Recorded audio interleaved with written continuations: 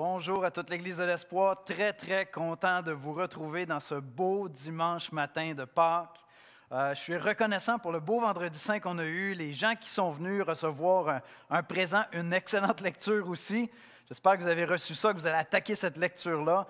Merci au pasteur Éric Ricard d'avoir partagé son témoignage. Je le souligne parce que j'aimerais ça que ça circule sur le web, que vous le partagiez avec des amis. Dieu touche des cœurs, particulièrement à travers les témoignages, les cheminements spirituels, personnels. Dieu touche à travers ça d'une manière particulière et j'ai beaucoup apprécié son témoignage vendredi soir. Alors, on est content d'être ensemble pour Pâques. Vendredi, c'est le mémorial de la mort de Christ à la croix, n'est-ce pas? Et dimanche de Pâques, sa résurrection. Et ce matin, on va aller voir ce que ça représente pour nos vies personnelles, non seulement pour restaurer une relation avec Dieu, mais aussi pour nous donner un exemple d'un véritable amour chrétien. On va aller voir ça ensemble ce matin. Un des grands thèmes dans notre culture depuis de nombreuses années, c'est toute la notion de victime. Une société qui cherche à être juste, c'est une société qui va chercher à prendre soin d'adresser les injustices, d'aller vers les victimes. C'est un sujet super important en Occident, mais ça l'a toujours été aussi dans l'histoire de l'humanité. On a une fibre à l'intérieur où on veut la justice, on veut que les torts soient redressés, et c'est un thème très fort dans la Bible. Dieu se présente comme le protecteur de la veuve et de l'orphelin. C'est un thème super important. En fait, les Écritures nous disent que si toute justice n'est pas rendue ici-bas sur la terre, un jour, tous comparaîtront devant Dieu et la justice sera rendue. Donc, c'est un thème super important, cette notion-là de victime. C'est un thème important aussi parce que Jésus lui-même, Dieu le Fils incarné, fait homme, se présente comme une victime volontaire, celle-là, une victime expiatoire. Il vient payer pour nos péchés. Et donc, non seulement la notion de justice, que Dieu rende justice, qu'il rende justice aux veuves, aux orphelins, aux victimes dans ce monde, mais Christ lui-même va s'offrir comme victime. Et ce matin, on va aller vers l'Évangile de Jean pour mettre un peu d'ordre dans tout ça, comprendre ce que Christ a fait pour nous et le modèle qu'il est pour nous comme chrétiens. Et ensuite de ça, lorsqu'on veut marcher à sa suite, comment on s'y retrouve dans ça, être victime ou serviteur, se donner. On va aller voir à Jésus-Christ parce que c'est lui notre modèle et c'est lui notre sauveur. On va aller dans un mot de prière, préparer nos cœurs à entendre parler de Jésus, de son évangile, à être instruit par lui. Seigneur Jésus, tu as été victime sur la croix, mais une victime unique, définitivement volontaire, Seigneur.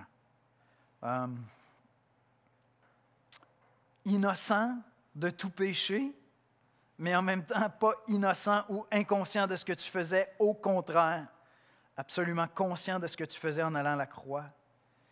Et des millions de chrétiens partout à travers le monde célèbrent aujourd'hui ta résurrection, Seigneur. Cette mort et cette résurrection, ce n'est pas simplement pour nous un événement passé dans l'histoire, c'est quelque chose de présent pour nous comme chrétiens parce que nous avons expérimenter nous-mêmes une vie nouvelle en toi, une résurrection spirituelle en toi. Et tu nous appelles à cette vie nouvelle, à ta suite, à ton image. Je te prie, Seigneur, de venir parler à nos cœurs ce matin. Je te prie, Seigneur, aussi d'interpeller ceux qui sont peut-être dans des situations où eux-mêmes sont victimes et cherchent à comprendre où tu es dans tout ça. Qu'est-ce que tu fais pour ces gens-là? Quel est ton jugement sur les maux, sur le mal qu'il y a dans le monde? Qu'est-ce que tu es venu faire pour les hommes, Seigneur? Mais enfin, Seigneur, je te demande de nous instruire aussi, de nous montrer la voie, l'attitude du serviteur volontaire que tu as été, Seigneur, pour nous. C'est dans le précieux nom de Jésus-Christ que nous te prions, Père. Amen. Amen.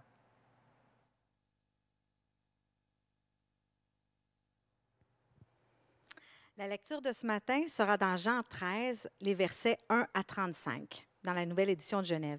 Donc, Jean 13, versets 1 à 35. Avant la fête de Pâques, Jésus, sachant que son heure était venue de passer de ce monde au Père, et ayant aimé les siens qui étaient dans le monde, mit le comble à son amour pour eux. Pendant le souper, Alors que le diable avait déjà mis dans le cœur de Judas Iscariote, fils de Simon, le dessein de le livrer, Jésus, qui savait que le Père avait remis toutes choses entre ses mains, qu'il était venu de Dieu et qu'il s'en allait à Dieu, se leva de table, ôta ses vêtements et prit un linge dont il se ceignit. Ensuite, il versa de l'eau dans un bassin et il se mit à laver les pieds des disciples et à les essuyer avec le linge dont il était ceint. Il vint donc à Simon-Pierre et Pierre lui dit, « Toi, Seigneur, tu me laves les pieds. » Jésus lui répondit, « Ce que je fais, tu ne le comprends pas maintenant, mais tu le comprendras bientôt. » Pierre lui dit, « Non, jamais tu ne me laveras les pieds. » Jésus lui répondit, « Si je ne te lave pas, tu n'auras point de part avec moi. » Simon-Pierre lui dit, « Seigneur, non seulement les pieds, mais encore les mains et la tête. » Jésus lui dit, « Celui qui est baigné n'a pas besoin de se laver les pieds pour être entièrement pur.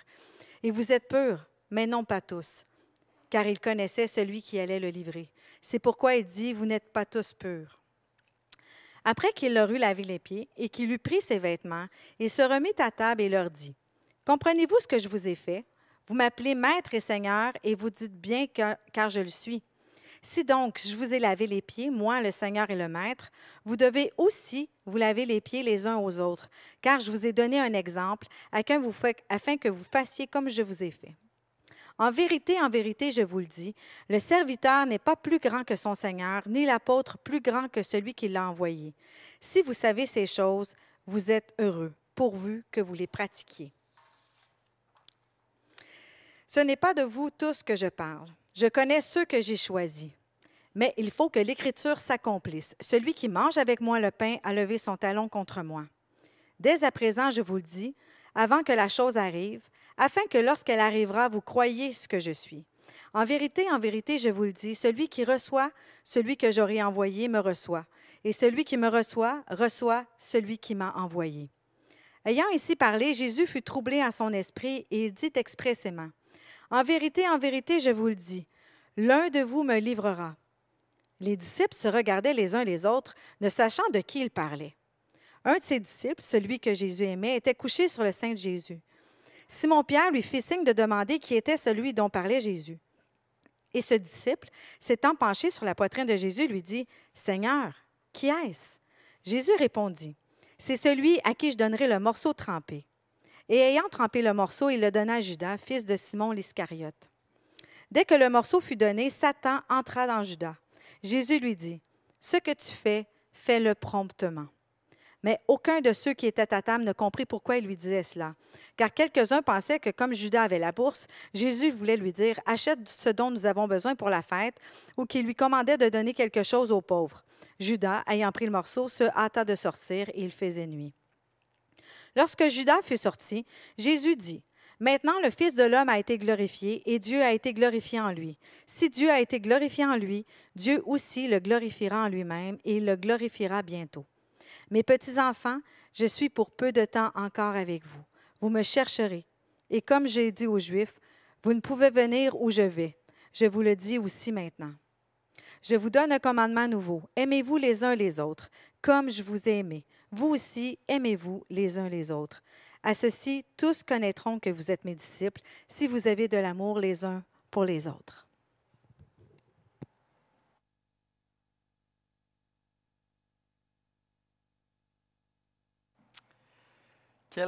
Quel beau passage dans les Écritures. C'est un long passage, mais en même temps, ça vient vraiment dans un morceau où il y a toutes sortes de jeux qui se passent là. Jésus a à cœur d'instruire encore une fois ses disciples, non seulement en pointant vers ce qui s'en vient dans quelques jours, la croix, dans quelques instants en fait, la croix, mais aussi pour les instruire, qu'est-ce que c'est être un chrétien, qu'est-ce que c'est marcher à sa suite, comment on est appelé à s'aimer les uns les autres. Puis en trame de fond, il y a Judas qui est en train de se préparer à le trahir. Et donc, je fais juste pointer quelque chose de vraiment fascinant. Quand il est fait mention que Jésus aimait ses disciples et qu'il s'en va laver les pieds, et Judas fait partie des disciples à qui il va laver les pieds. Il fait partie des disciples qu'il va aimer. C'est vraiment un très, très beau passage. Il y a énormément de choses dedans. Mais il y a quelque chose de très, très précieux. C'est ce que Christ a fait pour nous. C'est ce que Christ a fait en se donnant pour nous.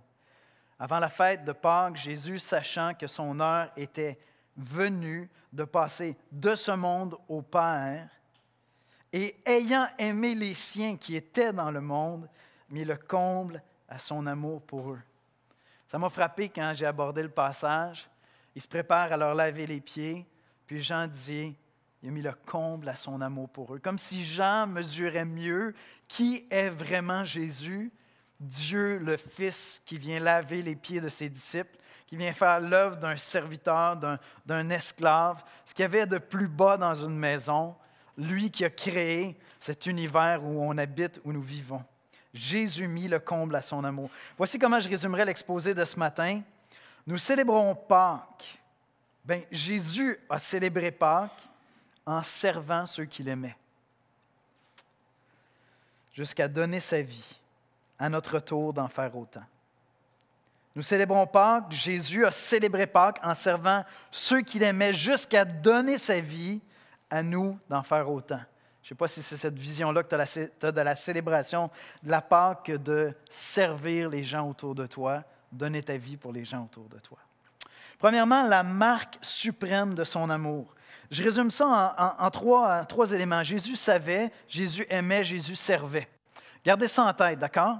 Jésus savait, Jésus aimait, Jésus servait, parce qu'après on va parler de nous et on est appelé à savoir, à aimer et à servir nous aussi.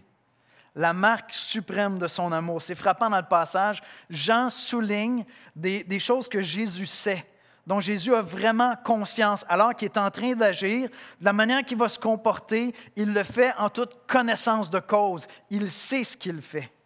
Il savait que son heure était venue d'aller à la croix pour aller ensuite au Père. Si vous regardez le verset 1, on vient juste de le lire. Sachant que son heure était venue, Jésus est conscient que c'est imminent. Il s'en va sur la croix. Il s'en va mourir. C'est comme ça qu'il va retourner au Père, c'est en mourant sur la croix. Il est conscient que son heure est venue. Il est conscient que sa pire épreuve arrive. Et dans ce moment-là, il décide de mettre le comble à son amour pour ses disciples. Il est conscient que ses pires souffrances sont devant lui et il décide de mettre le comble à son amour pour ses disciples en les servant. Il savait que c'était de son propre gré. Super important dans le texte. Si tu ne saisis pas que Christ s'est offert volontairement, tu ne peux pas saisir l'Évangile. Christ peut sembler être une victime ordinaire, une victime involontaire. Regardez le verset 3. Jésus qui savait que le Père avait remis toutes choses entre ses mains. Toutes choses, sa propre vie, tout pouvoir lui a été donné. Jésus qui savait que le Père avait remis toutes choses entre ses mains, qu'il était venu de Dieu et qu'il s'en allait à Dieu.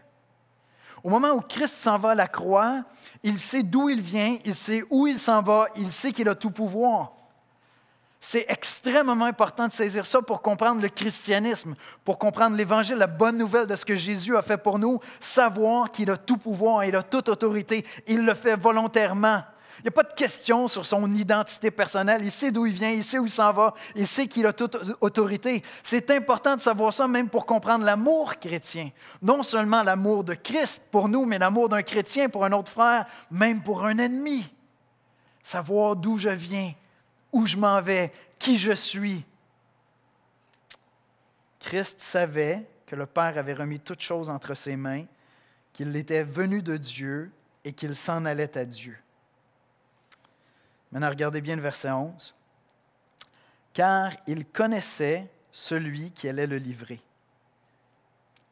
Jésus savait que Judas allait le trahir. Jésus connaissait la suite de l'histoire. Jésus savait qu'il s'apprêtait à aimer, à servir celui qui en fait allait le livrer, celui qui allait le trahir. Jésus sait. Avant d'aimer, il sait. Il n'est pas une victime comme les autres. Il se donne lui-même. Jésus savait d'où il venait, savait que son heure était venue, savait où il s'en allait, savait que le Père lui avait remis toute autorité, tout pouvoir, savait qu'il serait trahi, même par qui il serait trahi. Jésus savait. Jésus aimait. Verset 1. Avant la fête de Pâques, Jésus, sachant que son heure était venue de passer de ce monde au Père, et ayant aimé les siens qui étaient dans le monde, mit le comble à son amour pour eux. Sachant, Jésus aimait. Sachant tout ça, Jésus aimait. Puis, c'est touchant dans le passage parce que c'est probablement Jean qui est en train de faire allusion à lui-même puis qui n'ose pas se présenter en disant son nom. Au verset 23, on lit « Un des disciples, celui que Jésus aimait ». Bien, si c'est Jean qui a écrit ça, il vient de dire que Jésus aimait tous les disciples.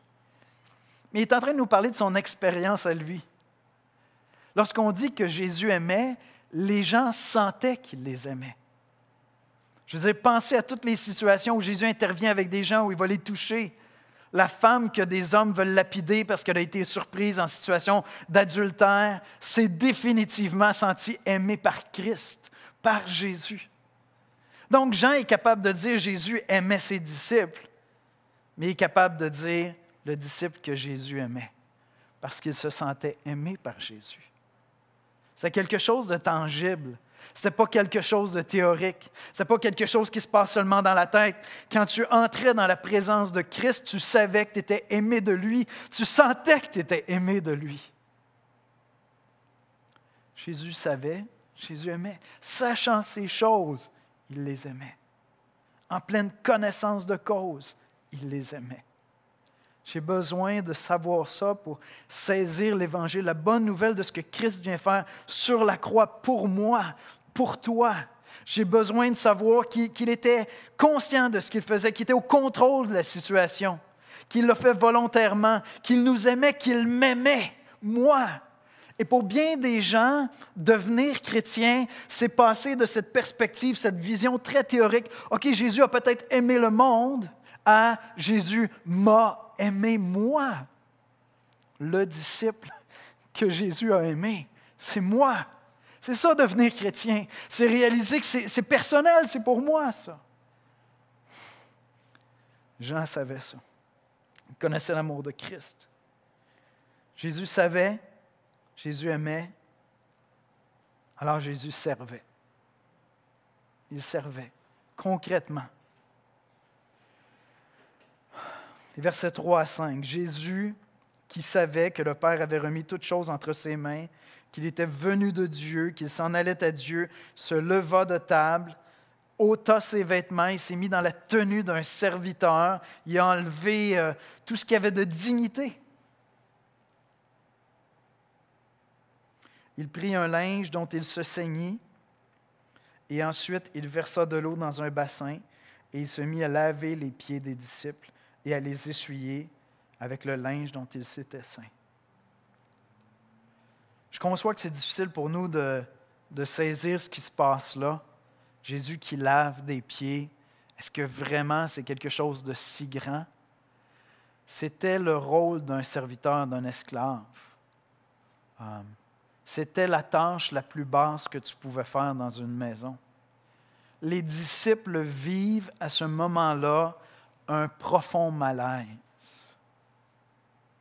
J'ai envie de dire que saisir l'Évangile, c'est expérimenter un profond malaise de réaliser que Christ va sur la croix pour moi, que Christ s'est fait serviteur au point de prendre mes péchés.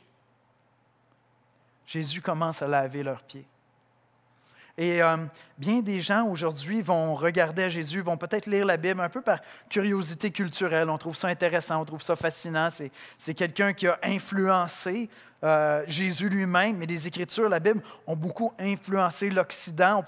On peut pas nier ça quand même. Ça a eu énormément d'influence dans plein de domaines de la pensée occidentale, de notre culture, tout ça. Et donc, des gens vont aller vers Jésus en disant, bien, il y a sûrement un exemple, là, il y a sûrement quelque chose à imiter. Et donc, Jésus est définitivement en train de donner un exemple. J'y viens.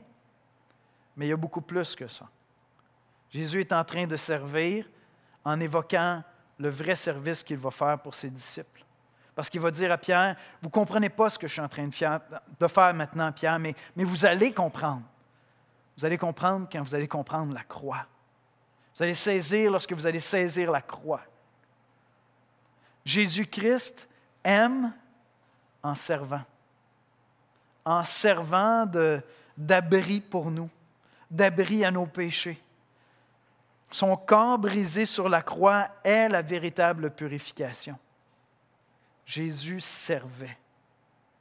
Jésus n'a pas été une victime inconsciente et sans défense.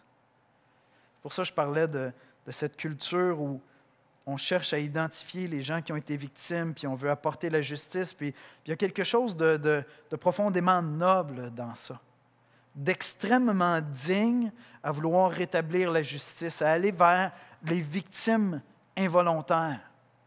Mais pour comprendre l'Évangile, je dois saisir que Jésus savait qu'il aimait et qu'il servait volontairement. Il n'est pas une victime inconsciente. Il vient se donner lui-même pour toi, pour moi, en toute connaissance de cause. Il s'est fait serviteur. Le fait que Jésus vient laver les pieds des disciples n'est pas seulement un exemple. Le deuxième point ce matin, c'est qu'on a été lavé par son amour. Pierre lui dit, « Pierre, tu ne peux pas faire ça, Seigneur Jésus, tu ne peux pas laver mes pieds. Non, jamais tu ne me laveras les pieds. » Regardez ce que Jésus dit. Jésus il dit, « Si je ne te lave, tu n'auras point de part avec moi. » OK, Pierre, il dit, « OK, tu peux me laver au complet, pas de problème. » Il ne comprend pas ce qui est en train de se passer. Jésus lui dit, « Tu vas le comprendre plus tard. » Jésus dit à Pierre, et Jésus te dit à toi, il me dit à moi, « Si je ne te lave pas, tu ne peux pas avoir de part avec moi. Tu ne pourras pas participer à mon royaume. » À ce moment-ci, les disciples sont conscients que Jésus est le roi des Juifs. Ils croient cela. Ils n'ont pas réalisé que le roi des Juifs va être le sauveur des Juifs par sa mort sur la croix. Mais ils sont convaincus que c'est un roi. Ils veulent participer à son royaume. Et Jésus est en train de leur dire, « Tu ne peux pas participer à mon royaume, avoir part avec moi, si je ne te lave pas. » Christ n'est pas seulement un exemple. Il est celui qui nous lave, qui nous purifie. Puis on le voit dans le passage. Jésus, dans son explication au verset 10, va dire, « Celui qui est baigné n'a pas besoin de se laver les pieds pour être entièrement pur. Vous êtes purs, mais non pas tous. » Parlant de Judas. Il dit, « Vous êtes déjà purs. » C'est intéressant parce que Jésus leur dit, « Vous êtes purs, mais il n'est pas mort encore sur la croix. » Alors, qu'est-ce qu'ils ont? Qu'est-ce qu'ils possèdent pour être purs? Ils croient en lui. Il dit, ce que je suis en train de faire ici en vous lavant les pieds, c'est symbolique, c'est un geste symbolique. Tu es déjà purifié, Pierre, parce que tu crois en moi. Mais non pas tous, il y a Judas qui ne croyait pas vraiment. Mais ils ont été purifiés par la foi. C'est important de le saisir parce que tout ce qu'on fait dans notre vie chrétienne ne sert pas à nous purifier. On a été purifiés en croyant en Jésus. Ils sont déjà purs parce qu'ils ont cru en lui. Ils ne saisissent pas tout, ils n'ont pas tout compris, mais déjà Jésus leur dit, « Vous êtes purs. » Et pourtant, Jésus les confronte souvent avec le fait que c'est des pécheurs. S'ils sont purs, ils sont extraordinairement imparfaits. Ils ne sont pas purs en vertu de leur pureté à eux, mais en vertu de leur foi en Jésus-Christ. Pierre, si je ne te lave pas, tu n'auras aucune part avec moi. Pierre dit, lave-moi. Jésus lui dit, tu es déjà pur. Tu es déjà pur parce que tu as cru en moi, Pierre. Tu as cru en moi. Est-ce que tu possèdes ce trésor extraordinaire de savoir que tu ne seras jamais à la hauteur et que pourtant tu es aimé de Dieu? Mesure ça, considère ce que je dis là. Est-ce que tu possèdes ce trésor extraordinaire de ne pas avoir à porter sur tes épaules le fait d'être le standard par excellence, atteindre toute la perfection, te purifier toi-même? Je sais que je n'y arriverai pas. Et pourtant, je suis pur à cause de ce que Christ a fait à la croix pour moi. Jésus, en lavant les pieds de ses disciples, est en train de pointer vers la croix. Et il dit à Pierre, vous allez comprendre bientôt. Vous ne comprenez pas ce que je suis en train de faire. Mais vous allez comprendre bientôt. Jésus savait qui il était. Il savait d'où il venait. Il savait que son heure était arrivée. Il savait qu'il s'en allait à la croix. Jésus savait qui allait le trahir. Jésus savait même que Pierre allait le renier. Je ne m'attarde pas sur cette portion-là du passage ce matin, mais ce n'est pas juste Judas qui l'a trahi. Tous les disciples l'ont abandonné. Jésus savait toutes les fois où je vais me manquer, parce que c'est lui qui nous purifie. Ce n'est pas moi. Ce n'est pas moi qui me purifie. C'est Christ.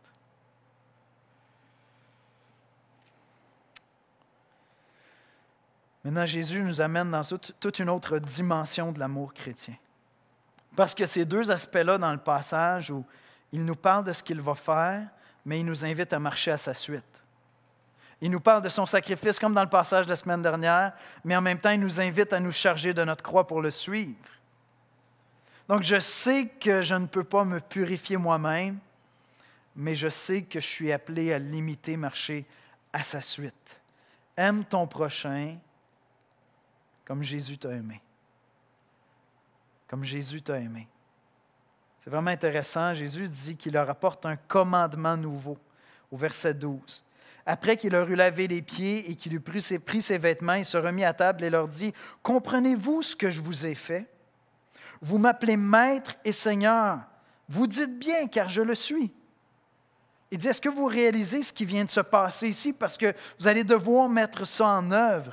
Si vous êtes mes disciples, si vous marchez à ma suite, vous allez devoir faire ça à votre tour. Verset 34-35, « Je vous donne un commandement nouveau. Aimez-vous les uns les autres comme je vous ai aimé. Vous aussi, aimez-vous les uns les autres. À ceci, tous connaîtront que vous êtes mes disciples si vous avez de l'amour les uns pour les autres. » Jésus dit que c'est un commandement nouveau. Pourtant, cette notion de s'aimer avec démesure, d'aimer ton prochain, je dirais extrêmement, avec un don de soi. C'est là à travers toutes les Écritures, c'est là dans tout l'Ancien Testament. Dans Matthieu 22, versets 37-39, c'est Jésus qui parle et qui dit « Voici les deux plus grands commandements. Tu aimeras le Seigneur ton Dieu de tout ton cœur, de toute ton âme, de toute ta pensée. C'est le premier et le plus grand commandement. Et voici le second, qui lui est semblable. Tu aimeras ton prochain comme toi-même. » Tu aimeras ton prochain comme toi-même.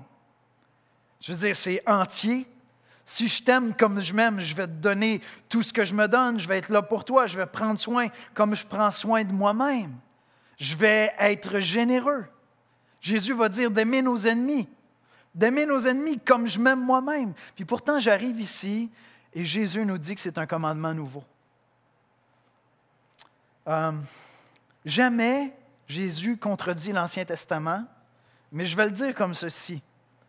Jésus vient expliciter, il rend avec une clarté limpide, parfaite, pure comme du cristal, l'enseignement de l'Ancien Testament. Vous savez, des fois, on parle avec des gens et on leur dit « Oui, mais Christ nous appelle à aimer notre prochain comme nous-mêmes. » Là, on entend des espèces de dérives, tu sais. « Ah, mais il faut que je commence par apprendre à m'aimer moi-même si je veux aimer mon prochain, tu sais. C'est pour ça que je n'arrive pas à aimer, c'est parce que je ne m'aime pas moi-même. » On introduit des notions de pop psychologie dans ce que les Écritures enseignent. « Oui, mais tu sais... moi, j'aime bien qu'on me dise la vérité, fait que j'aime mon prochain comme moi-même, je leur lance les vérités en pleine face. J'aime ça qu'on soit franc avec moi, fait que moi aussi, je suis franc avec les autres. » Bien, c'est comme si Jésus dit, écoutez, je sais que vous êtes lents à comprendre, on va mettre ça plus clair, OK, les amis? Je vous demande d'aimer votre prochain comme vous-même, comme je vous ai aimé, comme moi, je vous ai aimé. Est-ce que c'est clair comment je vous ai aimé? Moi, Dieu, le Fils incarné, le roi des Juifs, je suis venu laver vos pieds. Je suis venu prendre soin de vous. Je me suis rendu à la croix, je suis mort sur la croix pour vos péchés. Donc, il n'y a pas d'échappatoire, il n'y a pas de demi-mesure, il n'y a pas de « je vais apprendre à m'aimer ». Non, apprends que Christ t'a aimé. Et je ne suis pas en train de dire qu'il n'y a rien à travailler si j'étais victime, justement, d'un foyer où je n'étais pas aimé, si j'ai été victime de situations abusives. Mais je vais te suggérer ceci. Le véritable remède à ce sentiment de ne pas être aimé et de ne pas avoir de la valeur n'est pas autant dans l'amour que tu vas porter à toi-même que de réaliser l'amour que Christ t'a porté. C'est ça qui nous guérit profondément. De réaliser son amour pour nous, de réaliser qu'à ses yeux, j'ai été aimé, comme il dit à ses disciples, j'ai été choisi. Le remède de l'Évangile à ce sentiment d'être mal aimé, d'être rejeté, d'être méprisé, est infiniment plus puissant que celui de me regarder dans le miroir et d'apprendre à m'aimer. Oui, mais c'est parce que si c'est ça la mesure de ton bien-être, bien, ça se peut que par moment, tu aies des petites étincelles de lucidité. Puis tu te regardes dans le miroir, puis tu dis, je m'aime, mais ce n'est pas toujours beau. Parce que c'est toi la mesure de ta perfection. L'Évangile a un remède le plus puissant, infiniment plus puissant que cette vision un peu humaniste qui te dit, regarde comme tu es noble, comme tu es beau. C'est vrai, les Écritures nous ont créés avec énormément de noblesse. On a été créés à l'image de Dieu. Mais ne cherche pas ta dignité, ne cherche pas ton identité en te regardant toi-même dans le miroir. Cherche-la en regardant d'où tu viens et où tu vas. Rappelle-toi ce qu'on a dit, Jésus savait, Jésus aimait, Jésus servait. Lorsqu'on a cru en Jésus-Christ, on sait d'où on vient. Je n'ai pas toujours été un enfant de Dieu, parce que par ma vie, par mes péchés, les Écritures me disent que j'étais un enfant de ce siècle. Les Écritures vont jusqu'à me dire un enfant du diable. Je sais d'où je viens, mais je sais où je m'en vais. Et je sais que le Père m'a donné tout en Jésus-Christ. Tout m'a été remis. L'apôtre Paul va aller jusqu'à dire, tout est à vous, tout vous appartient, puisque vous êtes enfants de Dieu. Je sais d'où je viens, je sais qui je suis, je sais où je vais. Je sais que tout m'a été remis en Jésus-Christ, que j'appartiens à Christ. Je sais que j'ai été aimé par Jésus-Christ, qui est mort sur la croix pour mes péchés. Je sais. Par conséquent, je peux aimer. Je peux aimer à mon tour. Voyez-vous, lorsque je vous disais, Dieu est sensible aux victimes. Dieu veut prendre soin des victimes. Dieu veut restaurer la justice. Dieu veut intervenir. C'est ça qui se passe à la croix. C'est le jugement de Dieu sur les péchés du monde. Et un jour, tout homme comparaîtront devant Dieu et Dieu rendra justice. Dieu a infiniment plus à cœur de rendre la justice dans ce monde que toi et moi, on ne l'aura jamais à cœur. Mais en même temps, Dieu résout cela en envoyant son Fils qui volontairement décide d'être victime pour nos péchés, afin que, conscient d'où je viens, je sache maintenant où je m'en vais. Je m'en vais au Père. Si je meurs aujourd'hui, moi, Yannick Étier, j'ai cette conviction profonde que je m'en vais au Père, je m'en vais rejoindre Christ. La semaine prochaine, dans Jean 14, on est en plein là, en plein dans cette promesse-là que Jésus nous donne.